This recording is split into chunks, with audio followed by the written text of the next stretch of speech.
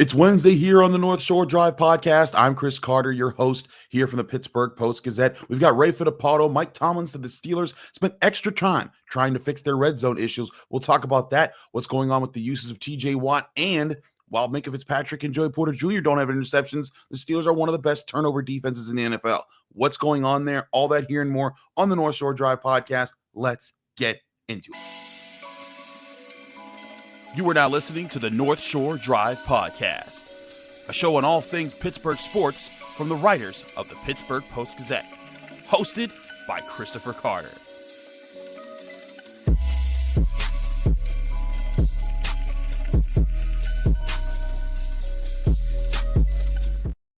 Hello and welcome to the North Shore Drive podcast here from the Pittsburgh Post-Gazette. I'm your host, Chris Carter, joined today by one of our great Steelers beat writers, Ray Fittipaldo. And as always, you can find the show on your favorite podcasting apps and on YouTube. Like this if you enjoy it. Subscribe to this YouTube channel to get all of your daily Monday through Friday content to get it from the North Shore Drive podcast. We're Monday, Wednesday, Friday show, but there's always content from all of our sports writers here at the Pittsburgh Post-Gazette. This show is brought to you by Edgar Snyder Associates. Whether you're injured in a car accident or hurt on the job, Edgar Snyder Associates has helped injury victims for over 40 years recover more than $2 billion on their behalf. If you or a loved one have been seriously injured in an accident, call 1-800-94-EDGAR or visit www.edgarsnyder.com for a free consultation. And remember, there's never a fee unless they get money for you.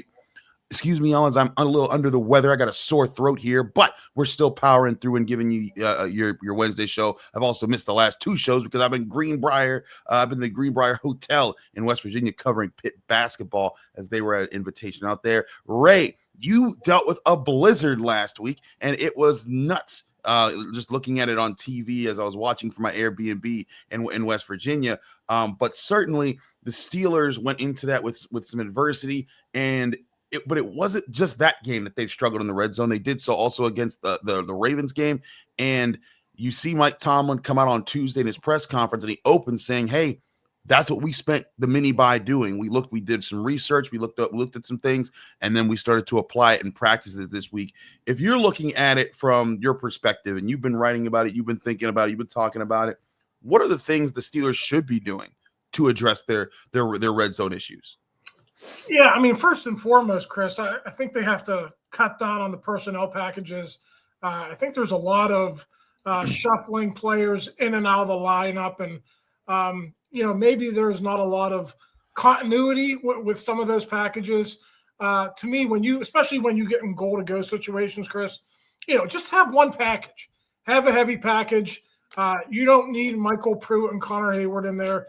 Go heavy with a Spencer Anderson if you want, and just try to maul people. So that's one adjustment I would make, especially when you're on the 10 yard line. And then this is a little bit of minutia from yesterday, but I thought it was really telling from Mike Tomlin.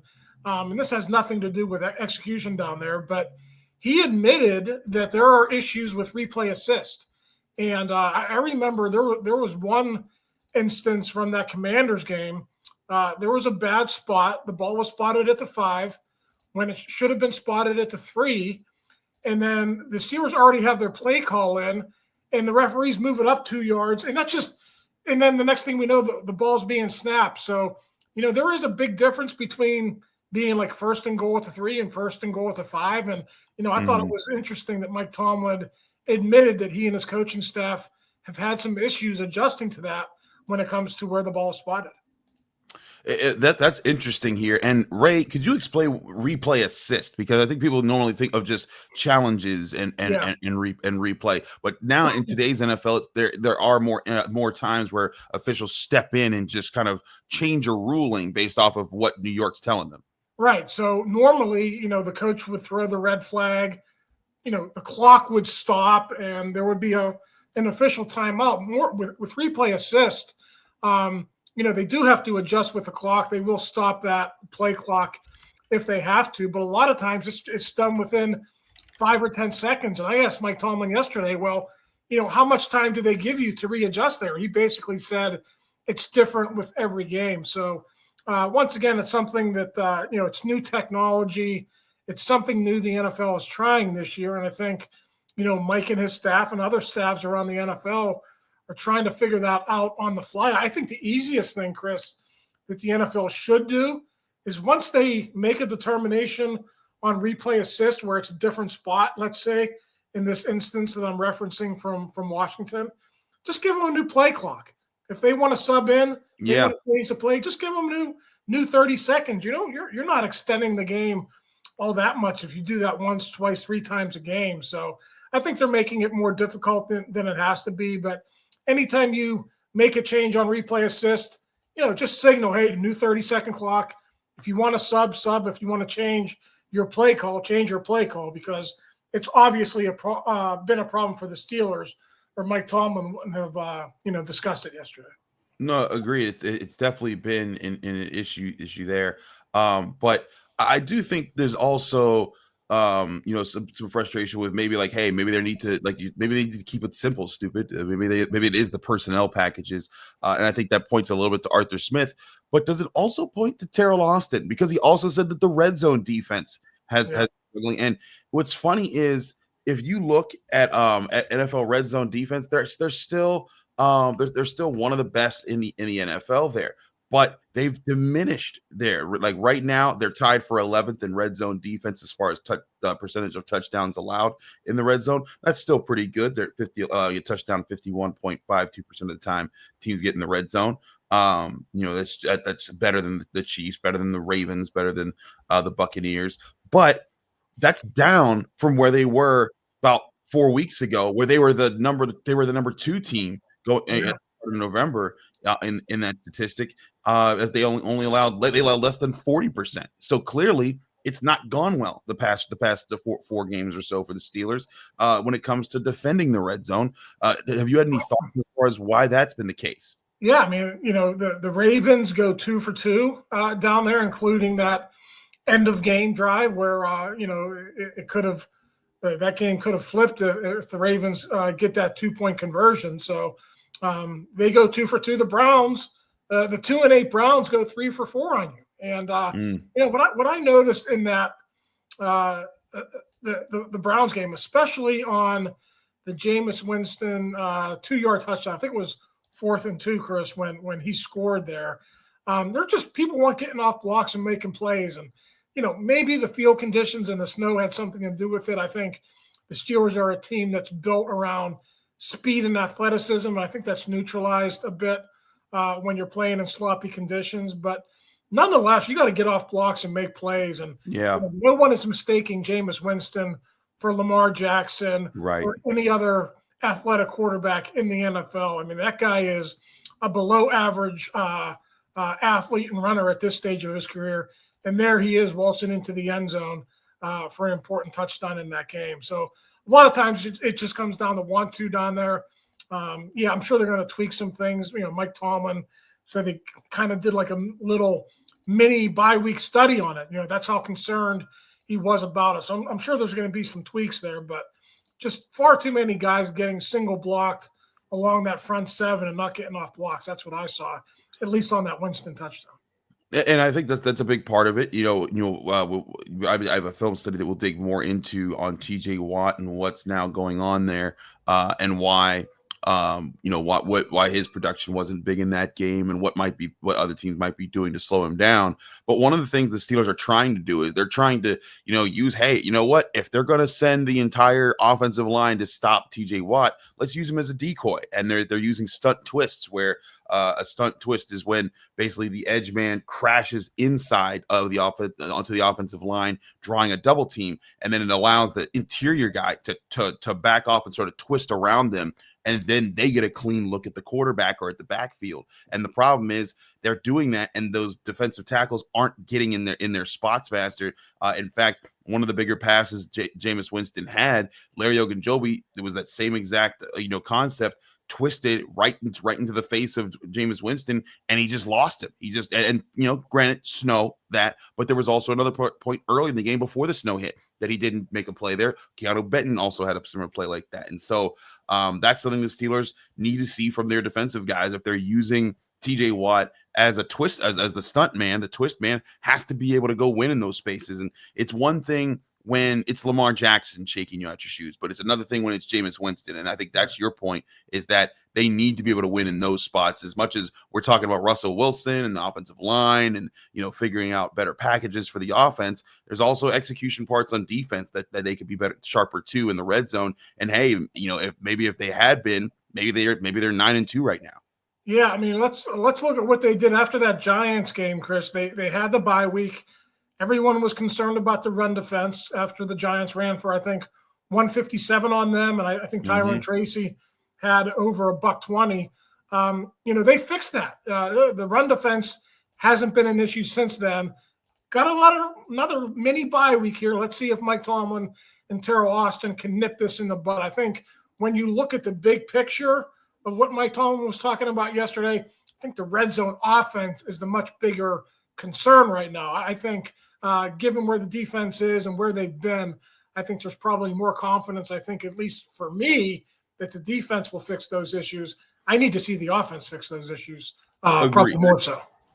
Agreed. Whether it's been Justin Fields or Russell Wilson, the Steelers have been a bottom 5 red zone offense this year. The Steelers have been, the best at times red zone defense this year. So clearly the Steelers have the answers to win there a little bit more on defense, and they just need to fine-tune some things. With the offense, they need to make some wholesale changes, and we'll see what they try to make this week. We'll address that as we see more of those changes moving on. But the film study that I did that should be out by the time that you guys are watching or listening to this is on TJ Watt and what's been going on there and how teams are trying to stop him. We'll address more of that and what we're finding right here on the North Shore Drive podcast from the Pittsburgh Post-Gazette. I'm your host, Chris Carter, here with Ray Fittipaldo. But first, I want to remind you this show is brought to you by Edgar Snyder Associates. If you're injured in an accident, you're probably wondering what's next. Well, for over 40 years, Edgar Snyder Associates have helped injury victims answer that very question. Whether it's gathering evidence, collecting medical records, or dealing with the insurance companies, Edgar Snyder Associates has helped over 75,000 people handle the what's next question.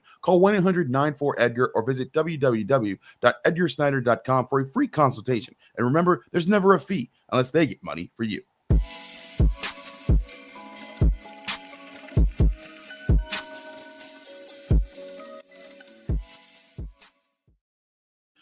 Back here in the North Shore Drive podcast of the Pittsburgh Post-Gazette. Chris Carter here with Ray Fittipaldo. Ray, let's talk about TJ Watt in this game. Of course, one of the visuals that Steelers fans did not like in this game was that Myles Garrett got 3 sacks. TJ Watt got 2 pressures and no sacks. Did have two tackles and was a factor in the game, but not nearly the game record Myles Garrett was. Myles Garrett saying, "I'm number 1 and defensive player of the year, runs through me." As he now leads TJ Watt in sacks. I think it's 10 to 7.5. If he were to finish with more sacks than TJ Watt, it'd be like the 3rd time in like their 8 years in the league together. But looking at that, I think a lot of Steelers fans are like, oh, TJ Watt was a ghost. Where was he when the Steelers needed him? And I was like, okay, well, let me look at the film. And I'm seeing him take on double teams, triple teams, quadruple teams. I'm seeing him get all this attention from the Browns offensive line. And I noticed something that we had talked about a month ago in that Giants game that we were talking about earlier, where at the end of the Giants game, when he got that one-on-one look, sacked Daniel Jones, forced a fumble, recovered a fumble, huge red zone stop for the Steelers defense.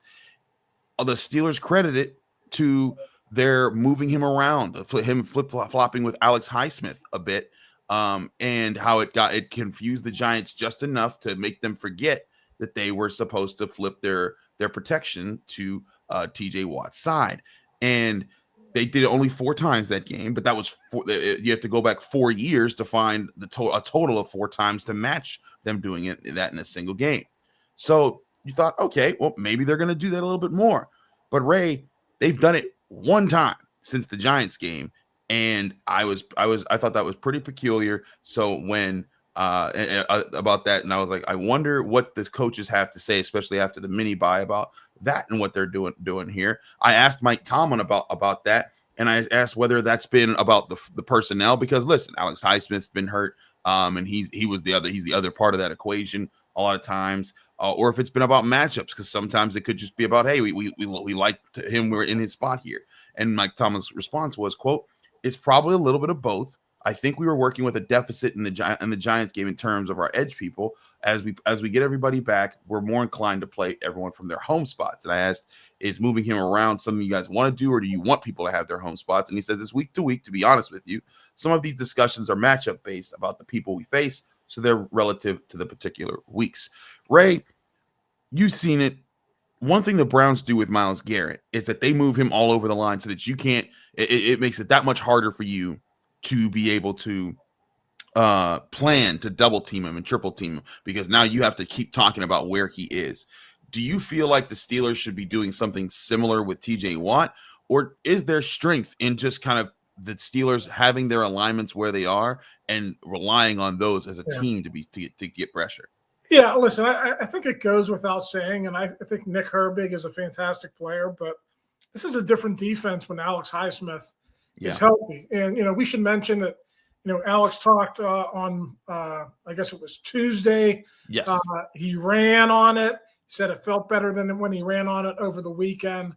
But he's not going to have a great idea of whether he'll be able to go on Sunday until probably later in the week, probably Thursday or Friday. So, that obviously would be a big boost. When Mike Tomlin said this yesterday too, when there are injuries like that, teams, I think, feel emboldened to gang up on TJ Watt, and they want to put other Steelers in positions where they are the ones that have to make the plays. And, we talked about it last segment, let's go. Keanu Benton, get off a block and make a play. Larry Ogunjobi, get off a block and make a play. I mean, that's what they need. So they've never really switched sides before. TJ's been Defensive Player of the Year. He's led the league in sacks, I don't know how many times. So to me, it's worked in the past. You hate to be so dependent on one player like Alex Highsmith, but I do think it's proven out over time that when those two guys are healthy and on the field at the same time, it's really a much better defense. No, I think so too. And their chemistry has been something huge that's developed over the years. I mean, I remember back in like 2020 or 2021, when we would go, and as soon as the Steelers defense would come out, the first team defense would come off the field while guys got some water, you'd see Watt and Highsmith go, and they would like have these amazing karate battles where they would just be like practicing leverage, and they would just be trying to get inside leverage on each other because they're trying to get sharper. And I would be like, what are you guys doing? And they're like, hey, this is how we get better. And that's how the focus they would be. And then you see them playing off each other. When one's rushing in, the other one's containing. When one's containing, the other one's rushing in.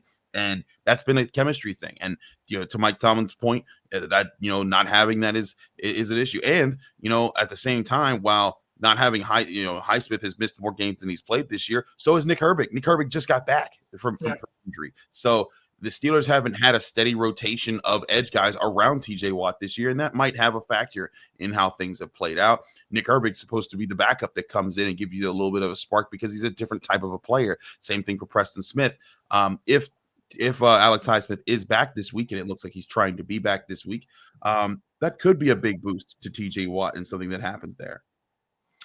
Yeah, absolutely. I think going back to your original point about, Myles Garrett talking a big game after that. Listen, I'll give the guy credit.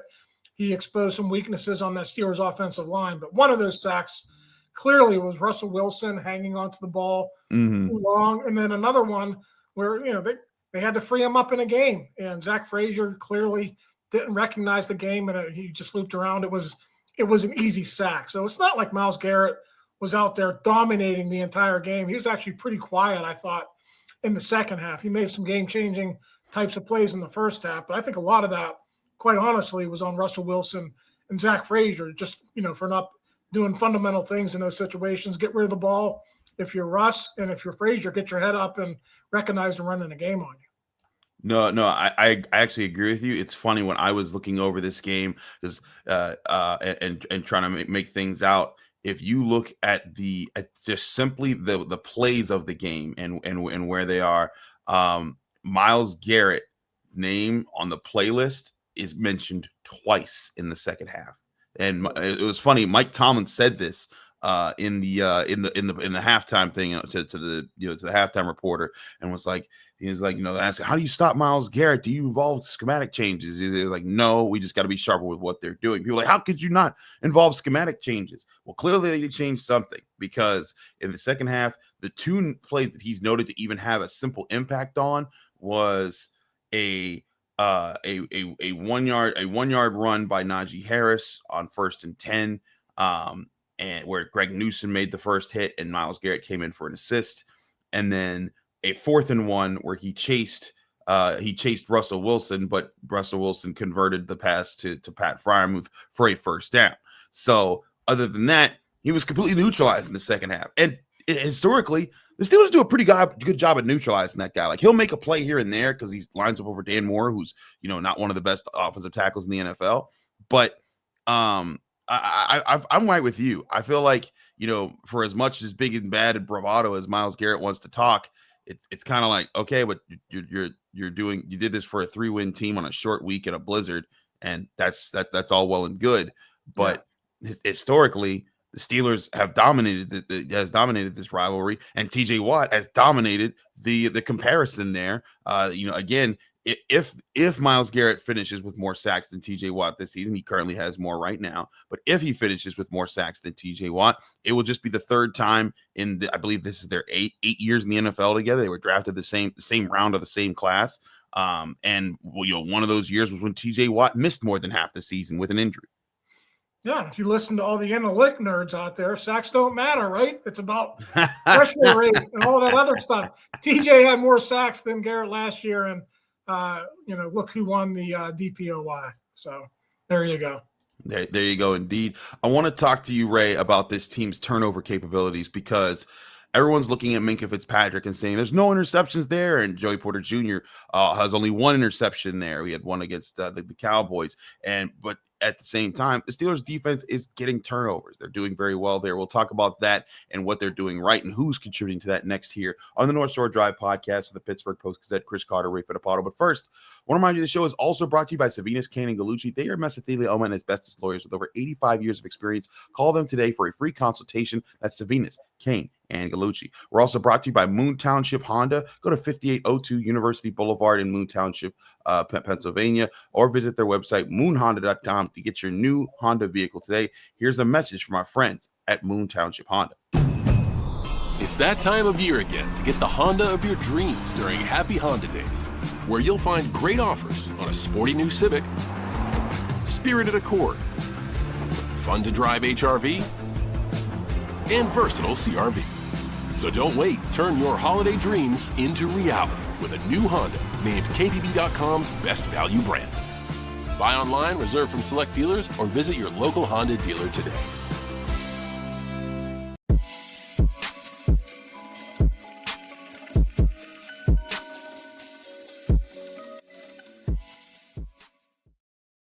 Back here in the North Shore Drive podcast for the Pittsburgh Post-Gazette. Chris Carter, Ray Fittipaldo. Ray, let's talk about the Steelers' defense when it comes to turnovers. Right now, the Steelers have the second best turnover differential in the NFL. They're plus 13, only behind the Bills, who are at plus 14. They also have 12 interceptions.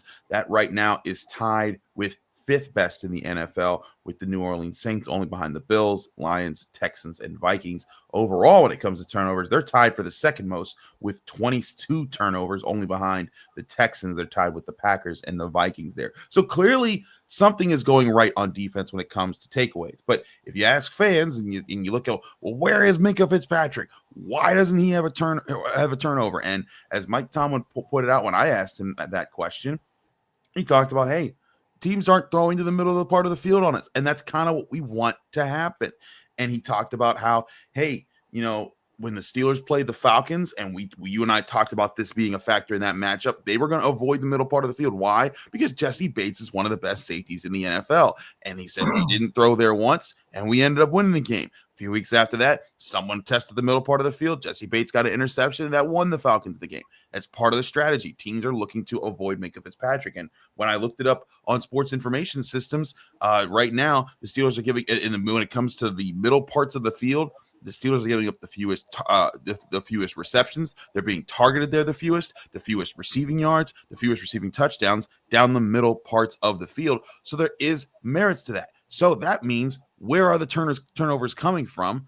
The interceptions, they've been coming from Dante Jackson. They've been coming from Deshaun Elliott. And frankly, they also aren't coming from Joey Porter Jr. because people are avoiding him a little bit more a lot in games. I think he has one interception on the year, and that was a deep ball from Dak Prescott back in the Cowboys game. But looking at that, Ray, I think it's impressive to see what Elliott and Jackson have been doing for this secondary to create those turnovers. Yeah, if you look at Jackson, yeah, he's been victimized a few times. He's given up some big plays and some touchdowns, but when teams are going to throw at you, you got to step up and you got to make plays. And I give Jackson credit. He's made a lot of plays when opposing coordinators and quarterbacks have targeted him in coverage. That was a huge interception that he had in that game against the Browns. I don't think you can lose sight of that. The Steelers didn't run out the clock. That's unfortunate, but a lot of people would be talking about Dante Jackson if the Steelers had successfully, got a first down on offense there. So he's done a really good job. I think Elliott, just a physical player, creates turnovers. He's around the ball. He recovered that fumble, the Derrick Henry fumble against the Ravens. He made a great strip. I think it was on Cedric Tillman in that Browns game. So I think both those guys have been as advertised, and I think it's great when you go out and acquire people and you don't have to pay them a ton of money. These guys aren't eating up a lot of your salary cap, and they've been two of the better defenders on your football team. Both those guys have done a really nice job. And that's what you need. You need guys that are in role player positions or role player like level of how we brought them into the team, contributing in those ways. Dante Jackson, getting that interception. He's had a few interceptions this year. Deshaun Elliott, he's had interceptions. He's been forcing fumbles. He's been coming up and helping against the run. These are assets to the defense that, like you said, they're not paying a whole lot for. And this is the most expensive defense and all, but you can have the most expensive defense because if you're playing a few superstars like they are with TJ Watt, Cam Hayward, Minkah Fitzpatrick. But when they also need guys to fill in on other spots, and they're paying some of those other guys to help out, Larry Ogunjobi, Alex Highsmith as well. But they need these other guys to step up. And Dante Jackson has been a really solid corner too for the Steelers. Deshaun Elliott has been, I think, a really good addition. He might be Minkah Fitzpatrick's best partner of his career when you look at his time with the Steelers. And Terrell Edmonds, wasn't a supreme playmaker, but Terrell Edmonds was kind of like the janitor. He cleaned up a lot of things in the Steelers defense. He covered running backs, tight ends, receivers that came over his way, and he was really good at that. Deshaun Elliott's doing that, but also stuffing the run, also making big hits, also making big plays. And that's worth a lot when you look at what the Steelers want to do on defense. Yeah, so listen, if you're not going to go near Minkah Fitzpatrick, guess who's going to get more opportunities? Deshaun Elliott. And you got to step up in those moments, and you got to make him. And I give that guy credit. He's always around the football. He's never shy of making contact, and he's been creating some turnovers for this defense too. So I agree. I think he's a really good player. It's interesting when you look at, compare and contrast Edmonds and Elliott. When Edmonds was here, that's when Minkah had his most success with turnovers. But it doesn't diminish Elliott in any way. It's just that the Steelers have been using Minkah, I think, in a different way. And I think opposing coordinators and quarterbacks have finally smartened up and say, hey, listen, let's not let that guy beat us. He's beat us in the past. Let's not have him beat us anymore. And I think that's what you're seeing. So, a lot of people want to jump on Minkah and, he's making $16 million a year. He's not impacting games. Well, that might be true, but I don't know how much of it is his fault. I don't know how much of it he can really control. All he could do is play where the Steelers tell him to play him, execute what he has to do. And, he's been doing that for the most part. Listen, he was out of position on the Jerry Jeudy 3rd and 7 play. He didn't do his job there. But other than that, you haven't heard us bang on him a lot for coverage or tackling this year. He's always up there in tackles for this football team. So he's doing the job the Steelers are asking of him. And when we constantly ask Austin and Tomlin about it, take their word for it. They are not unhappy with him. So I think Steelers fans should probably take that message. Well, the Steelers are going to need to create some turnovers in their coming games if they want to win. And they get a big test with the Bengals, who right now are giving up the 6th fewest turnovers in the NFL. They've given up 10 on the year. The Steelers just ahead of them. They've given up 9. They're tied with 3 teams for the 4th fewest in the NFL. It's going to be a big game this weekend. We'll get you prepared for that all week with our coverage the rest of the week, as well as our Friday episode of the North Shore Drive podcast, where we'll feature Brian Batko. Ray, thank you so much for joining me here on the North Shore Drive podcast, and thank you all for joining us here as well on the North Shore Drive podcast from the Pittsburgh Post-Gazette. I'm your host, Chris Carter. Follow all of our work at the Pittsburgh Post-Gazette by subscribing at post-gazette.com. Find us here every Monday, Wednesday, Friday on your favorite podcasting apps and on YouTube. Like this video if you enjoyed. Subscribe to this channel to get all of those episodes and the daily content from all of our sports writers. Back here Friday with more on the Steelers right here on the North Shore Drive podcast. Thank you for tuning in to another episode of the North Shore Drive podcast from the Pittsburgh Post-Gazette. If you watch this video on YouTube, please like the video and subscribe to our channel.